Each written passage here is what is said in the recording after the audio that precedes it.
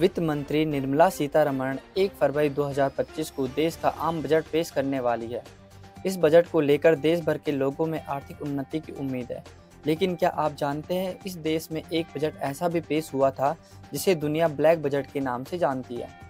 दरअसल यह बजट 1973-74 में पेश किया गया था, जब देश गंभीर आर्थिक संकट से जूझ रहा था। इसे ब्लैक बजट के नाम से इसलिए जाना गया क्योंकि यह घाटे का बजट था।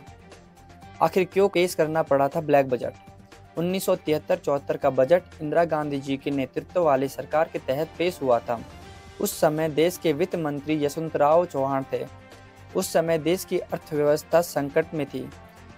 दरअसल 1971 में भारत पाकिस्तान युद्ध के बाद से देश आर्थिक दृष्टि से कमजोर हो गया था।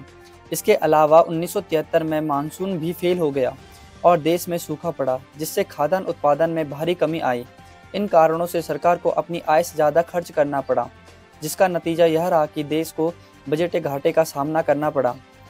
वित्त मंत्री यशवंतराव चौहान जी ने इस बजट को पेश करते हुए कहा था कि देश की आर्थिक स्थिति इतनी गंभीर हो चुकी थी कि ब्लैक बजट की ज़रूरत महसूस हो रही थी।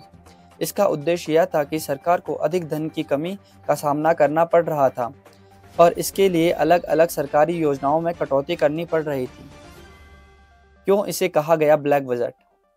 इसे ब्लैक बजट का नाम इसलिए दिया गया क्योंकि यह सरकार के लिए घाटे का प्रतीक था।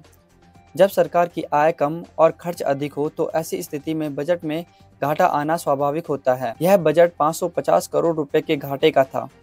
इसे पेश करते समय वित्त मंत्री यशवंतराव चौहान जी ने कहा था कि देश में सूखा और खाद्यान्न की कमी के कारण स्थिति बिगड़ गई थी, जिस कारण बजट में घाटा हुआ।